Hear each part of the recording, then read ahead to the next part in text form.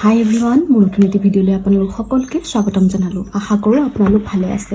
আজিৰ ভিডিঅ'টোত মই এনচাৰ ৰাইটিং কেনেকৈ কৰি আছোঁ অসমীয়াত আৰু লিখা এনচাৰখিনি মই ইভালুৱেশ্যন কৰিবলৈ দিওঁতে কেনেধৰণৰ ৰেছপন্স পাইছোঁ নাইবা তেওঁলোকে মোক কেনেকৈ কিমান ইম্প্ৰুভ কৰিব লাগে নাইবা কিমান মাৰ্কছ দিয়ে সেইখিনি আপোনালোকৰ লগত শ্বেয়াৰ কৰিম।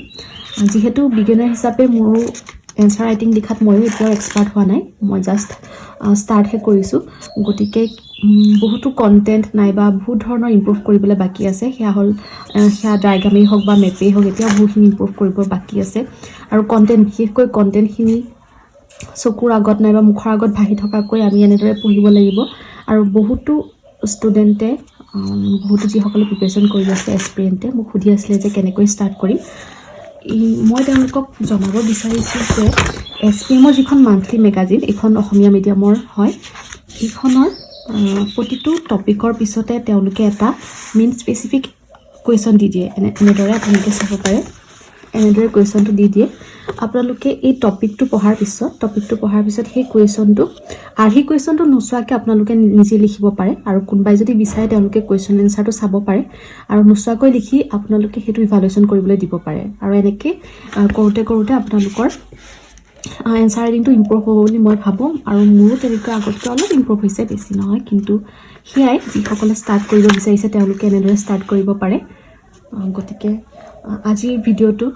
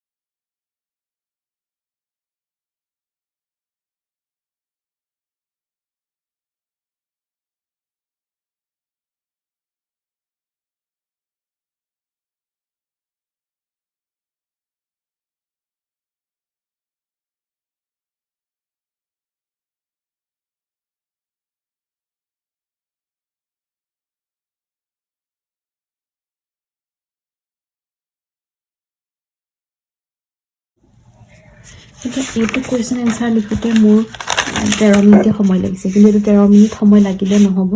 আৰু এইটো টপিকৰ ওপৰত মোৰ অলপ মানে হেৰি আছে, কি আছে, বহুতখিনি ভালকৈ ক্লিয়াৰ হৈ থকা নাই টপিকখিনি। গতিকে মোৰ অলপ সময় লাগিছে আৰু কণ্টেণ্টখিনি ভাবিব লগা হৈছে, সেইকাৰণে সময়টো বেছিকৈ লাগিছে। প্ৰায় 13 মিনিটে সময় লাগিলে, কিন্তু 13 মিনিট সময় লাগিলে নহ'ব। এইটো এনচাৰ লিখোঁতে আমাৰ 7 মিনিট নাইবা 8 মিনিট সময় লাগিব।